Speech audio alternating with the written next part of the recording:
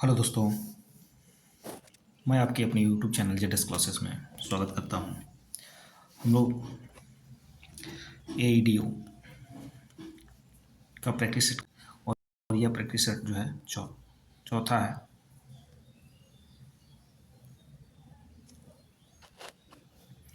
Practice set जो होगा ये आपका चौथा है। चलिए स्टार्ट करते हैं।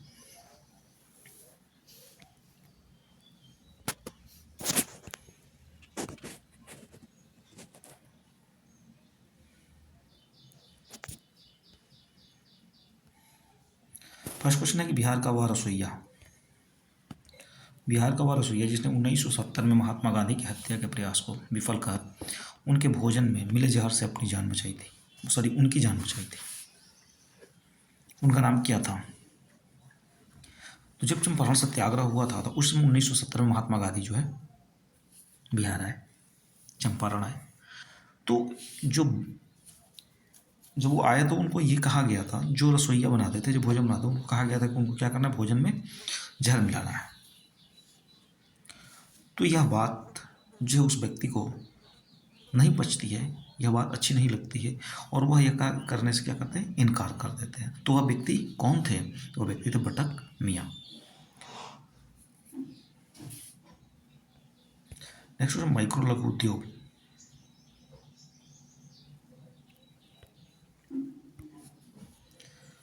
माइक्रो लघु और मध्यम उद्योग विकास अधिनियम 2006 के अनुसार निम्नलिखित में से कौन सी एक निर्माणी क्षेत्र के मध्यम उद्योगों हेतु निर्धारित निवेश की सीमा है? माइक्रो लघु और मध्यम, तो निर्धारण की जो निवेश सीमा है वह 5 करोड़ से 10 करोड़, 5 करोड़ से अधिक और 10 करोड़ से कम वाली है। अगला क्वेश्चन है कि भारतीय संविधान के भाग 4 राज्य के नीति निर्देशक तत्व, भाग 3 में जो भाग 3 है उसमें है मौलिक अधिकार, और भाग 4 के अंतर्गत जो है हमारा यह राज्य के नीति निर्देशक तत्व। तो सिद्धांत में निम्नलिखित कौन सा सूचीबद्ध है? समान कार्य के लिए समान वेतन,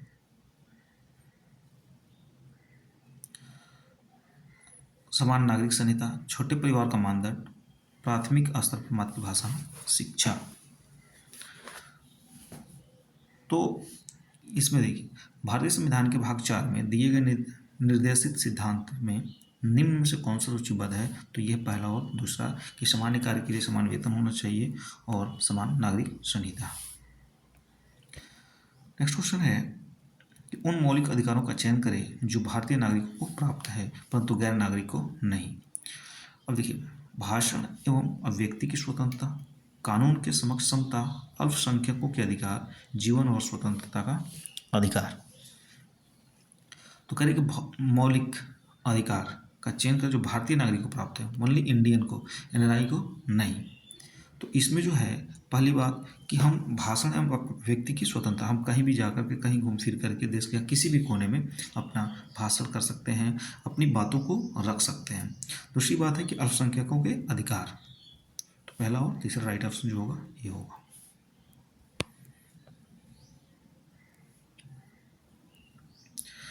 अगला क्वेश्चन, निम्नलिखित में से कौन सूर्य की परिक्रमा में सबसे कम समय लेता है? अब ऑप्शन के अनुसार माने हम लोग टिक करेंगे, तो सबसे कम सूर्य की परिक्रमा में सबसे कम समय लेने वाला जो ग्रह है वह क्या है? हमारा पृथ्वी है। राइट ऑप्शन बी होगा।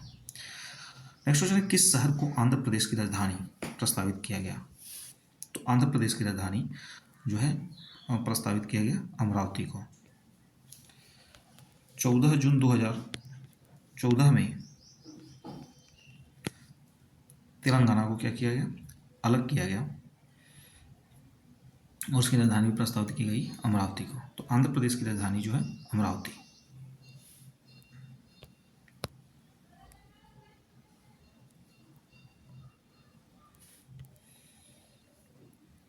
अगला क्वेश्चन है, स्वामी सहजानंद सरस्वती ने भूमि और जलमार्ग के राष्ट्रीयकरण की मांग के साथ अखिल भारतीय संयुक्त किसान सभा का गठन किया। स्वामी सहजानंद सरस्वती ने भूमि और जलमार्ग के राष्ट्रीयकरण की मांग के साथ अखिल भारतीय संयुक्त सभा का गठन कब किया?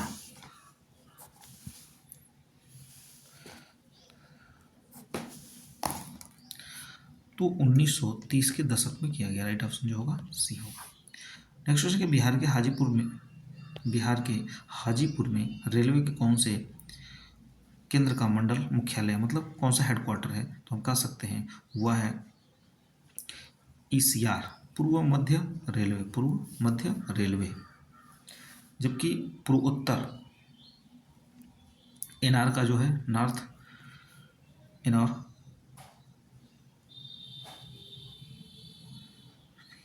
सॉरी एनईआर जो है पूर्वोत्तर रेलवे का मुख्यालय जो है वो पड़ता है गोरखपुर। कहाँ पड़ता है? गोरखपुर पड़ता है। क्वेश्चन नंबर 9 है कि क्षेत्र की दृष्टि से सबसे छोटा प्रशासनिक विभाग कौन सा है? तो सबसे छोटा प्रशासनिक डिपार्टमेंट जो है वो भागलपुर का है। नेक्स्ट है बिहार के निम्नलिखित जिलों में से कौन सा जिला नेपाल के साथ सीमा साझा नहीं करता है? मधुबनी, सीतामढ़ी, किशनगंज, पूर्णिया। दिया है कि इसमें कौन जो है सीमा साझा नहीं करता है, तो वह है हमारा पूर्णिया। कौन है? पूर्णिया जो है वह नेपाल के साथ सीमा साझा नहीं करता है, नहीं तो किशनगंज, मधुबनी, सीतामढ़ी ये सब जो है साझा करता है। तो राइट ऑप्शन जो होगा डी होगा। अगला क्वेश्चन है कि सोमेश्वर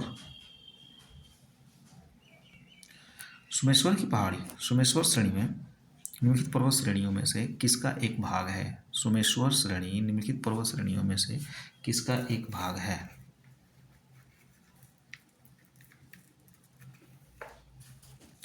ऑप्शन 4 दिया हुआ है। सतपुड़ा श्रेणी, विंध्याचल श्रेणी, पूर्वी घाट या शिवालिक श्रेणी। ये है शिवालिक श्रेणी। बिहार का उग्र कृषक नेता किनको माना जाता है? तो बिहार का उग्र कृषक नेता राजकुमार शुक्ला को माना जाता है। राइट ऑप्शन ए। अगला क्वेश्चन है किसने 1920 में बिहार की प्रादेशिक कांग्रेस कमेटी की स्थापना की थी? किसने 1920 में बिहार प्रादेशिक कांग्रेस कमेटी की स्थापना की?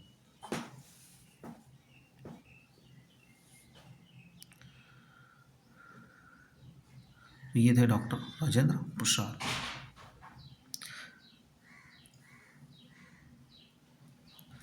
किसानों के हित में गांधी जी ने 1917 में चंपारण सत्याग्रह किसके सहयोग से किया था? तो गांधी जी जब जो है पहले तो गांधी जी जब 1917 में आए बिहार, तो वह मुजफ्फरपुर पहुँचे और मतलब चंपारण जाने के क्रम में मुजफ्फरपुर के बाद ये जो है चंपारण गए। जब चंपारण सत्याग्रह में गए तो वह सबसे पहले जो है यहाँ पे राजेंद्र प्रसाद से मिले थे।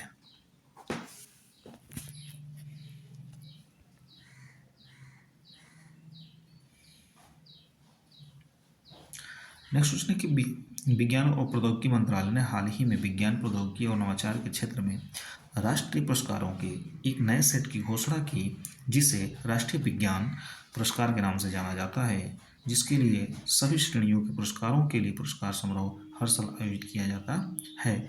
वह कौन है? तो वह है 28 फरवरी राष्ट्रीय विज्ञान दिवस के दिन। राष्ट्रीय विज्ञान दिवस का दिन है।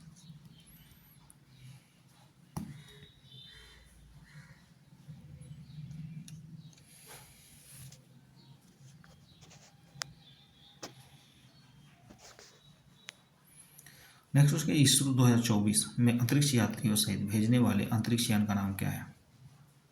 यह है गगनयान। राइट ऑप्शन जो होगा ये होगा गगनयान।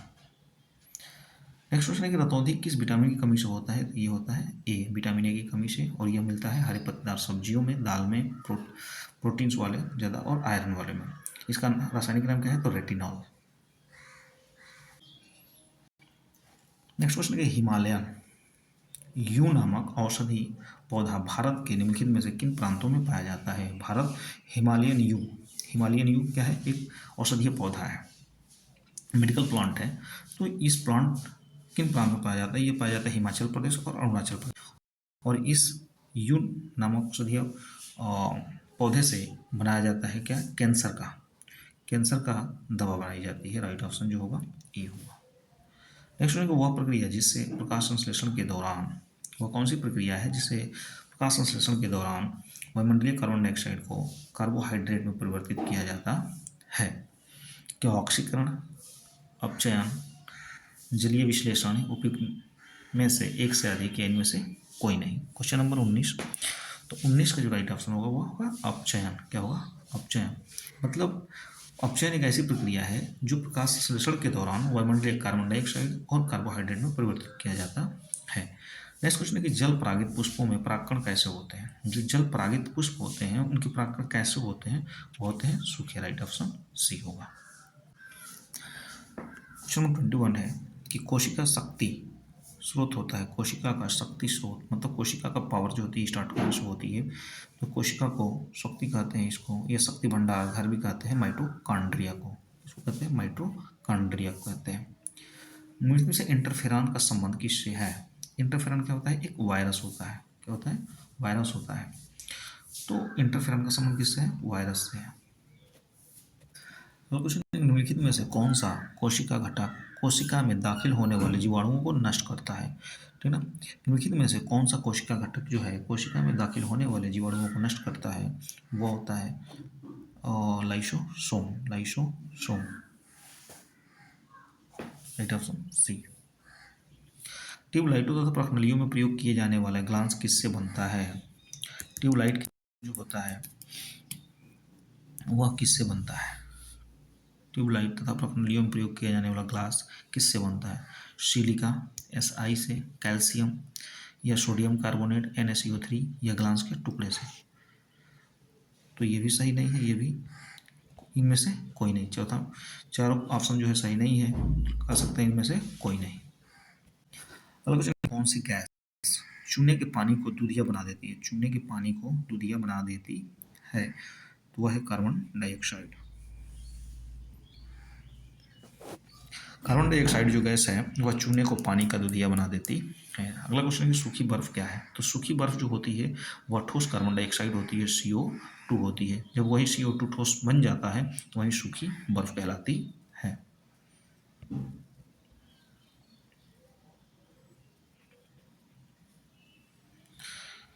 नेक्स्ट क्वेश्चन है कि क्षारीय बेसिक मतलब क्षारीय लेड कार्बोनेट PbCO3 का व्यापारिक नाम क्या है? सब तो इसको कहेंगे हम लोग रेड कार्बोनेट को और लेड कार्बोनेट को Pb, यहाँ पर दिया है रेड लेड, तो सफ़ेद वाइट,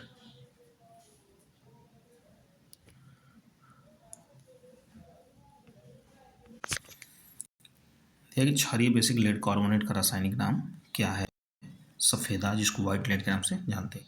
अभिक्रिया जिसमें ऑक्सीकरण संख्या घटती है, वह अभिक्रिया जिसमें ऑक्सीकरण संख्या क्या होती है? घटती है, उसको हम बोलते हैं अपचयन। क्या बोलते हैं? अपचयन बोलते हैं। अगला क्वेश्चन है कि पेंसिल लेड बनाने के लिए किस पदार्थ का उपयोग किया जाता है? पेंसिल लेड बनाने के लिए किसका प्रयोग किया जाता है? वो किया जाता है ग्रेफाइट। किसका प्रूफ होता है? कार्बन का। कार्बन का प्रूफ ग्रेफाइट भी होता है, फ्लोरीन भी होता है, हीरा भी होता है।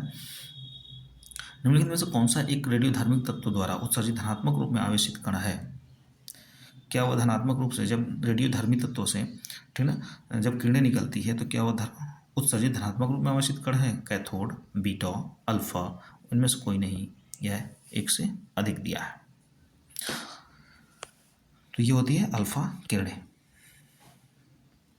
God particle. नेक्स्ट क्वेश्चन है क्वेश्चन नंबर 31 कि गॉड पार्टिकल क्या होता है? तो गॉड पार्टिकल जो होता है ये होता है हिग्स बोसान। Higgs boson. वाहनों के साइड में ट्रैफिक देखने के लिए किन प्रकार के दर्पण का प्रयोग करते हैं? ये करते हैं उत्तल दर्पण का प्रयोग करते हैं। राइट ऑप्शन जो होगा सी होगा। नेक्स्ट क्वेश्चन यह है कि दो कैंडेला एक संदिग्ध स्रोत जिसका प्रकाश फ्लक्स पैदा करता है। दो कैंडेला एक संदिग्ध स्रोत है, तो कैंडेला क्या है? ज्योति फ्लक्स।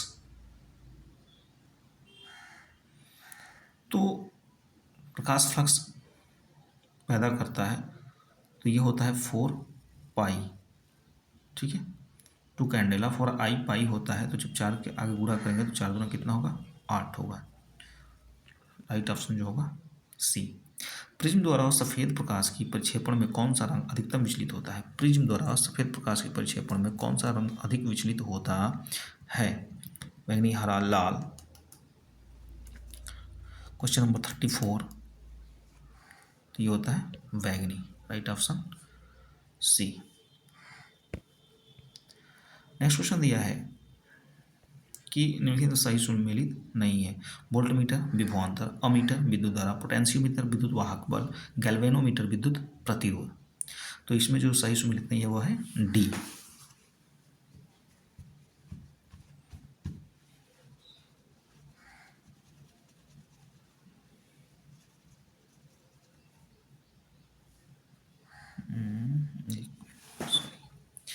यह विद्युत कौन सा सुमेलित नहीं है? वोल्टमीटर से विभवांतर मापी जाती है, अमीटर से विद्युत धारा, पोटेंशियोमीटर से विद्युत वाहक बल, कैलवेनोमीटर से विद्युत प्रतिरोध। सॉरी, इसमें राइट ऑप्शन जो होगा ई होगा। विद्युत शक्ति का मात्रक क्या होता है? शक्ति का मात्रक क्या होता है? वाट। राइट ऑप्शन डी होगा। नेक्स्ट क्वेश्चन, निम्नलिखित में से किस धातु की विद्युत चालकता सबसे अधिक है? सोना, तांबा, लोहा या रजत। तो सबसे अधिक क्या होगी? रजत, चांदी का। राइट ऑप्शन क्या होगा? बी होगा। भारत में किस उद्योग में सर्वाधिक लोग कार्यरत हैं?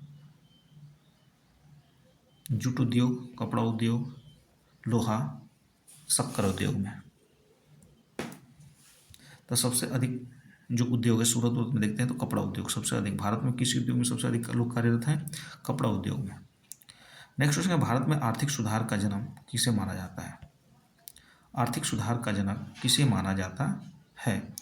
क्वेश्चन 39, तो ये है मनमोहन सिंह, डॉक्टर मनमोहन सिंह। ऐसा माना जाता है कि जब हमारी भारत जो है गुजर रहा था विषम परिस्थिति से, उस समय 3 दिन का लिए से बचा था, तो भारत का सोना रख करके विदेशों से जो है भारत को बेहतर ढंग से रखने के लिए जो है मनमोहन सिंह ने बहुत बड़ा अपना योगदान दिया।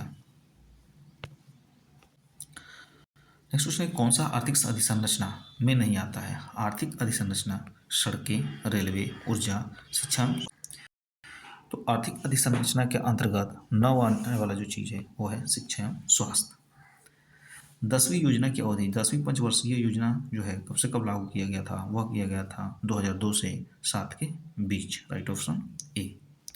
नेक्स्ट क्वेश्चन की तरफ बढ़ते हैं। क्वेश्चन नंबर 42, कि सरकारी थिंक टैंक नीति आयोग बहुआयामी गरीबी सूचकांक MPI मैक्सिमम पावर्टी इंडेक्स के अनुसार बिहार की गरीब आबादी का प्रतिशत कितना है? क्वेश्चन नंबर 42, 42 के अनुसार जो है क्वेश्चन नंबर 42 है 51.91%। सरकारी थिंक टैंक नीति आयोग के बहुआयामी गरीबी सूचकांक के अनुसार बिहार की गरीब आबादी का परसेंट जो है 51.91।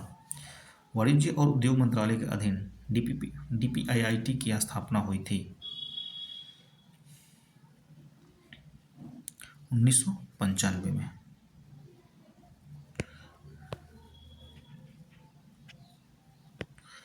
नेक्स्ट क्वेश्चन दिया है कि भारत में सरकारी संसाधनों में वृद्धि करने हेतु विभिन्न प्रकार के पूंजी कर लगाने की सिफारिश की गई।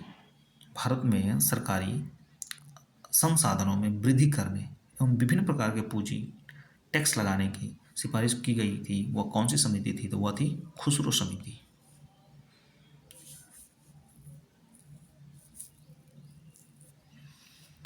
साथ ही साथ इसमें जो थी एक कैलकर समिति बनाई गई थी, भगवती कमेटी बनाई गई थी। तो इनमें से राइट ऑप्शन क्या होगा? ई होगा।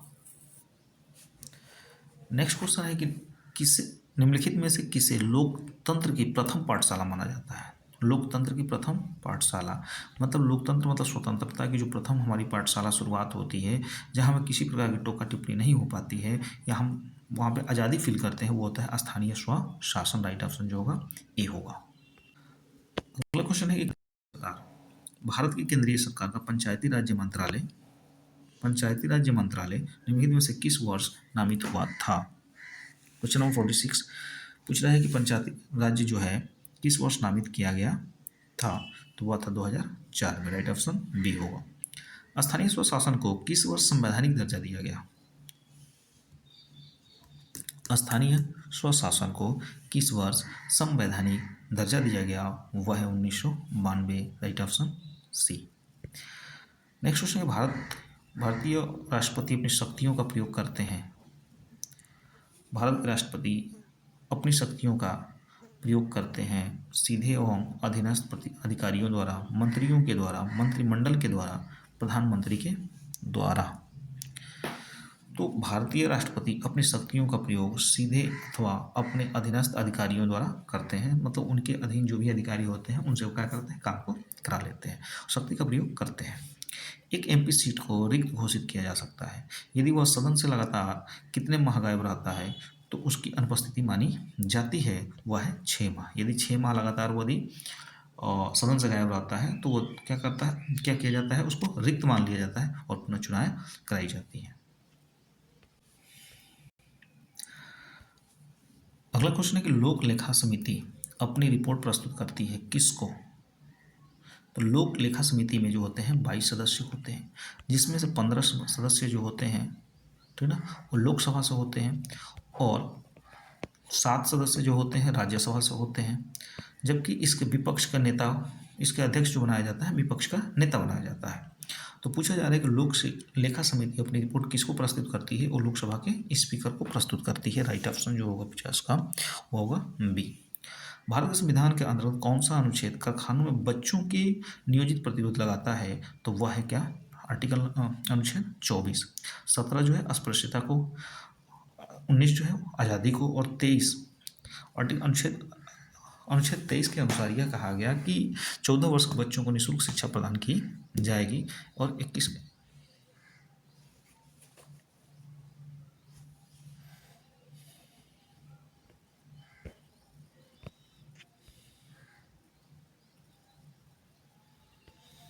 नेक्स्ट क्वेश्चन है कि मौलिक अधिकारों की सूची में से संपत्ति का अधिकार किसके शासनकाल में निकाल दिया गया? Question number 52। तो वह है मोरारजी देसाई। मोरारजी देसाई के शासनकाल में संपत्ति का अधिकार को निकाल दिया गया। क्वेश्चन नंबर 53 है कि मौलिक अधिकारों का मूल सूची में निम्नलिखित में से किसे जोड़ा गया?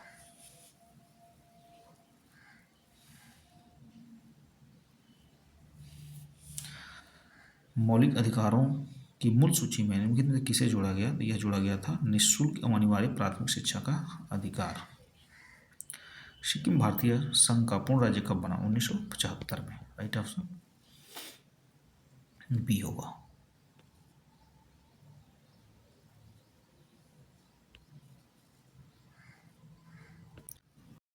नेक्स्ट क्वेश्चन है समुद्र पारीय भारतीय नागरिकता OIC योजना भारत में निम्नलिखित में से किस अधिनियम द्वारा प्रारंभ की गई थी? तो वह किया गया था नागरिकता संशोधन अधिनियम 2003। अगला है क्वेश्चन 56 नंबर कि भारतवर्ष के संविधान की प्रस्तावना में बंधुत्व निम्नलिखित में से मुख्यतः किससे आश्वासित करता है? क्या व्यक्ति की गरिमा, देश की अखंडता, एकता, नागरिकों के न्याय, उनकी स्वतंत्रता एवं समानता? इनमें से कोई नहीं। भारत के संविधान की प्रस्तावना में बंधुत्व निम्नलिखित में से मुख्यतः किसे आश्वासित करता है? तो वह करता है उपयुक्त में से एक से अधिक। रामसर स्थल और राज्य का कौन सा सोड़ा सम्मिलित नहीं है? रामसर स्थल और राज्य का नाम दिया गया है। सुर सरोवर कहाँ पड़ता है? तो उत्तर प्रदेश में है। अष्टमुडी ये केरल में पड़ता है। थोल गुजरात में, लोनार जो है राजस्थान में नहीं बल्कि महाराष्ट्र में पड़ता है। तो राइट ऑप्शन जो होगा डी होगा।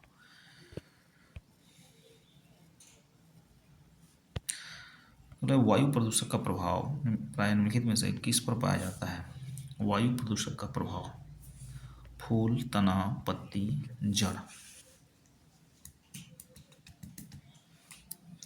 वायु प्रदूषक का प्रभाव जो है पत्तियों पर देखने को मिलता है।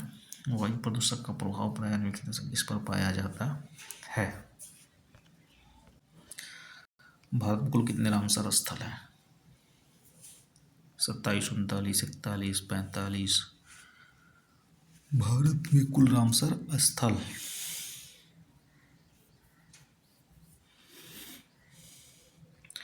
राइट ऑप्शन जो होगा ये होगा।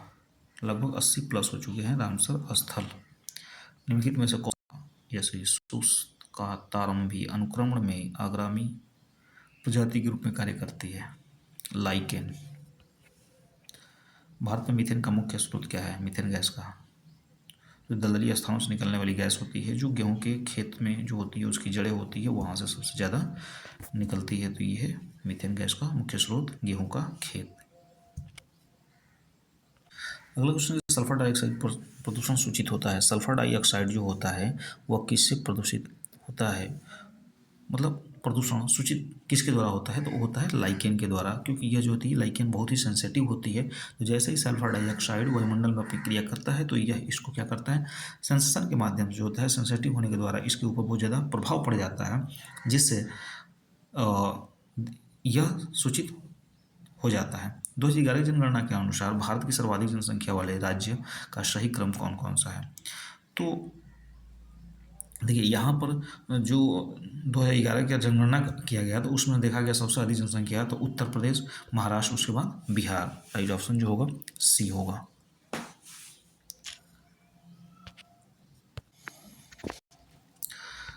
क्वेश्चन नंबर 64 है कि 2011 की जनगणना के अनुसार भारत के सर्वाधिक साक्षरता वाले केंद्र शासित राज्यों का सही क्रम क्या है? देखिए तो 2011 की जनगणना के अनुसार सबसे सर्वाधिक साक्षरता वाला केंद्र शासित प्रदेश जो है वह लक्षद्वीप है, दमन और दीव है और चंडीगढ़ है। राइट ऑप्शन सी होगा। हालांकि चंडीगढ़ जो है सेकंड नंबर पे आ गया है। नेक्स्ट क्वेश्चन 2001 से 11 के दशक में भारत की दशकीय जनसंख्या वृद्धि रही है। 2001 से 11 के दशक के बाद भारत की दशकीय जनसंख्या की वृद्धि कैसी रही है? तो वह रही है एक 17.3, 17.4%, 17.5। इनमें से कोई नहीं, हम कहते हैं कि इनमें से कोई नहीं। राइट ऑप्शन जो होगा ई होगा, पांचवा। नेक्स्ट क्वेश्चन है कि तकला मकान मरुस्थल किस देश में स्थित है? तो यह है चीन में। तकला मकान जो है निम्नलिखित में से किस देशों में 2019 में सालाना सबसे अधिक सोने का उत्पादन होता है? निम्नलिखित में से किस देश में 2019 में सालाना सबसे अधिक सोने का उत्पादन किया गया? तो यह किया गया था चीन में। कहाँ पे? चीन। हालांकि कोयला भी उत्पादन करने में चीन भी जो है एक नंबर पे है। नेक्स्ट क्वेश्चन है 68 नंबर। निम्नलिखित में से कौन सा देश विश्व का सबसे अधिक, ठीक है ना, यूरेनियम उत्पादन करने वाला देश है? यूरेनियम। कजाकिस्तान, कनाडा, फ्रांस या ऑस्ट्रेलिया? तो यूरेनियम उत्पादन करने वाला जो देश है वह है आपका कजाकिस्तान। राइट ऑप्शन जो है ए पड़ता है, ए होगा। कुलगाड़ी में कौन सी क्रिया संपन्न होती है? कुलगाड़ी। तो निम्नलिखित से कुलगाड़ी में कौन सी क्रिया संपन्न होती है? वो होता है सोने का खनन किया जाता है कुलगाड़ी में। नेक्स्ट क्वेश्चन है कि निम्नलिखित में से किस ग्रह का घनत्व सबसे कम है? कौन सा ग्रह है जिसका डेंसिटी जो है सबसे कम है? तो वह है शनि ग्रह। कौन सा? शनि ग्रह है। ब्लू मून का तात्पर्य क्या है? क्या नीले रंग का चांद, पूनम की चांद या पूर्णिमा, तीन रंगों या आधा? तो ये हमारा ब्लू मून का तात्पर्य जो है राइट ऑप्शन बी होगा 71 का, क्योंकि इसको पूनम की चांद मतलब एक कैलेंडर माह के अंतर्गत यदि दो चांद होते हैं और दूसरा चांद जो होता है पूर्णिमा होता है तो उसी को हम ब्लू मून के नाम से जानते हैं। नेक्स्ट क्वेश्चन है कि एक वस्तु का भार पृथ्वी की सतह पर मापने पर 100 न्यूटन आता है, तो चंद्रमा पर भार कितना होगा? तो हम जानते हैं कि 16 होता है। कितना होता है? 16 हो जाता है। तो मतलब किसी भी चीज़ में परिवर्तन होता है, एक ग्रह से दूसरे ग्रह पर जाते हैं तो भार में चेंजिंग आती है, वो भी किसके कारण? तो ग्रेविटी के कारण आती है। तो यह है कि एक वस्तु का भार जो है पृथ्वी की सतह पर उसे 100 न्यूटन मापा जाता है, तो चंद्रमा पर इसका भार कितना होगा? तो 100 का छठा हिस्सा निकाल देंगे। तो जब 100 का छठा हिस्सा निकालेंगे तो वह आएगा आपका कितना? 16.7 न्यूटन। निम्नलिखित में से नगरों में से कौन सा नगर तमिलनाडु का मैनचेस्टर कहा जाता है? तमिलनाडु का मैनचेस्टर। तो तमिलनाडु का जो मैनचेस्टर कहा जाता है वह कहा जाता है कोयम्बटूर को। जबकि उत्तर भारत, ये दक्षिणी भारत का मतलब तमिलनाडु क्या है? दक्षिणी भारत का हिस्सा है, तो इसे मैनचेस्टर कहते हैं कोयम्बटूर को। वैसे उत्तर भारत का मैनचेस्टर किसको कहा जाता है? कानपुर को कहा जाता है। नेक्स्ट क्वेश्चन है कोपेन के जलवायु वर्गीकरण के अनुसार, कोपेन के जलवायु वर्गीकरण के अनुसार बिहार की जलवायु किससे प्रदर्शित की जाती है? तो ये की जाती है CWG से। निम्नलिखित में से कौन सी वायुमंडलीय विशेषता भारतीय ग्रीष्म मानसून के प्रदर्शन से संबंध है? निम्नलिखित में से कौन सी वायुमंडलीय विशेषता होती है, कौन सी ऐसी वायुमंडल की प्रॉपर्टीज होती है, गुण होता है कि जिससे भारतीय ग्रीष्म मानसून मतलब गर्मी के मानसून का प्रदर्शन हो जाता है? उष्णकटिबंधीय पूर्वी जेट स्ट्रीम, ICTZ का खिसकना, तिब्बती उच्च लॉनिना, इनमें से कोई नहीं, ये एक से अधिक। तो हम कह देंगे ऑप्शन राइट ऑप्शन जो होगा इसमें ई होगा।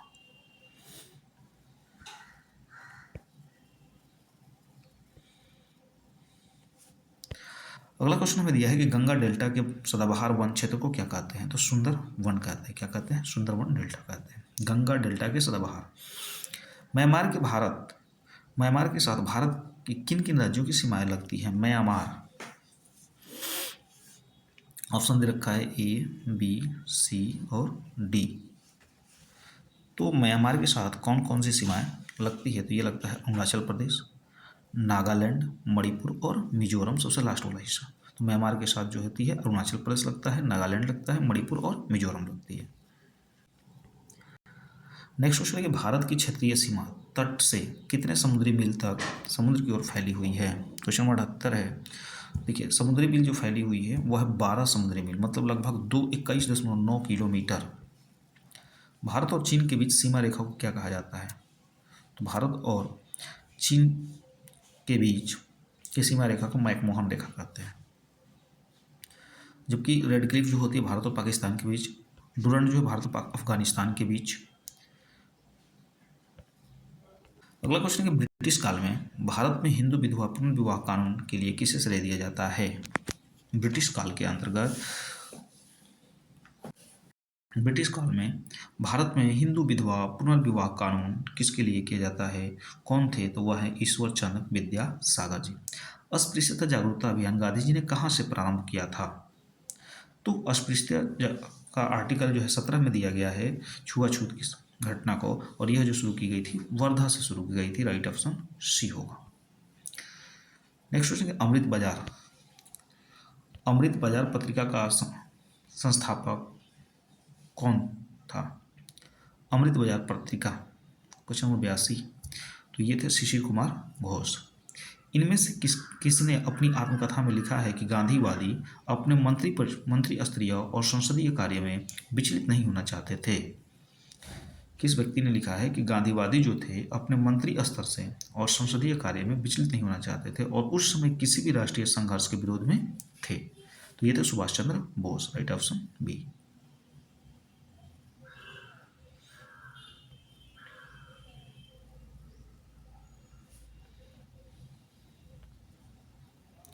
अगला क्वेश्चन है कि हिंदू मुस्लिम एकता एवं महात्मा गांधी के आदर्शों के प्रसार हेतु सितंबर 1921 में मदरलैंड समाचार पत्र का प्रकाशन किसने किया था? तो मदरलैंड समाचार पत्र किसने प्रारंभ किया? वह थे मजहारुल हक। राइट ऑप्शन जो होगा बी होगा। निम्नलिखित वर्गों में से किसने 1857 ईस्वी के विद्रोह में भाग नहीं लिया था? खेतिहर मजदूर, कृषक, साहूकार या जमींदार? ये चारों लोगों में से कौन से लोग जो थे 1857 के विद्रोह में भाग नहीं लिए थे? तो वह थे, देखिए इसमें कूट दिया हुआ है,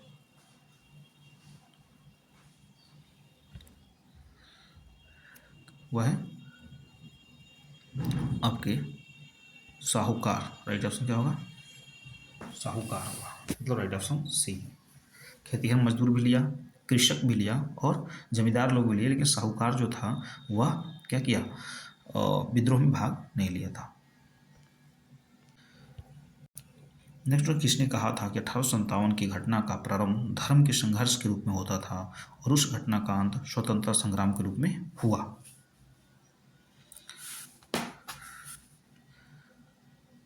तो डॉक्टर SS सेन ने कहा था। The Indian war of independence 1857 के लेखक कौन है?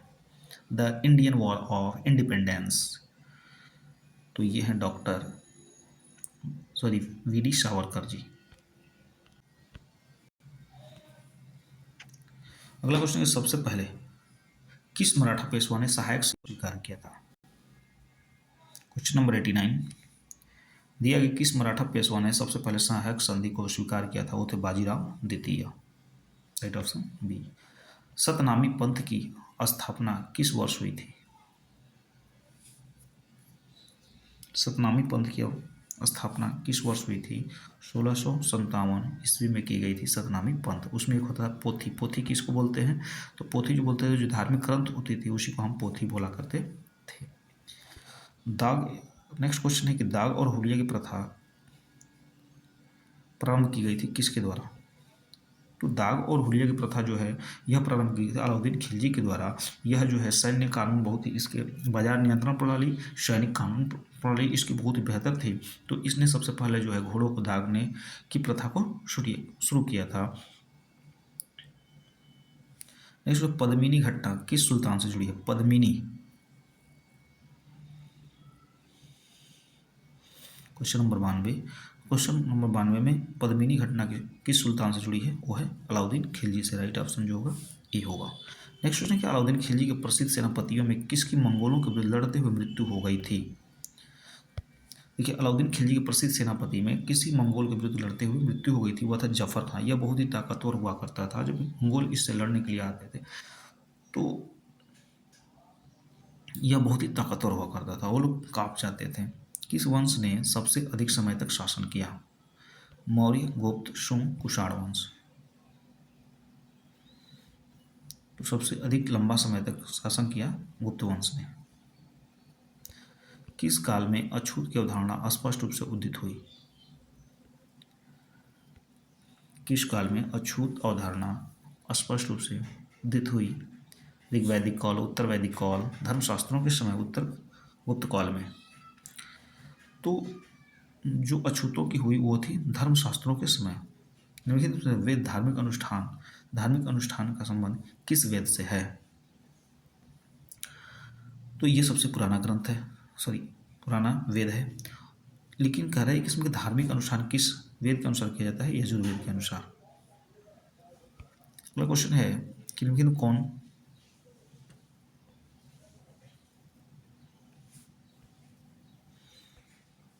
निम्नलिखित में से कौन वैदिक देवता नहीं है? इंद्र, वरुण, रुद्र, कार्तिकेय। तो कार्तिकेय जी जो है वह वैदिक देवता नहीं है। बोध गया में किसके ज्ञान की प्राप्ति हुई थी? गौतम बुद्ध। किसको? गौतम बुद्ध को। तृतीय बौद्ध संघ का सभापतित्व किया गया था? तृतीय बौद्ध सभा का सभापतित्व किया गया था किसके द्वारा? वह थे मोगलीपुत्र तीस द्वारा। मोगलीपुत्र तीस द्वारा किया गया था।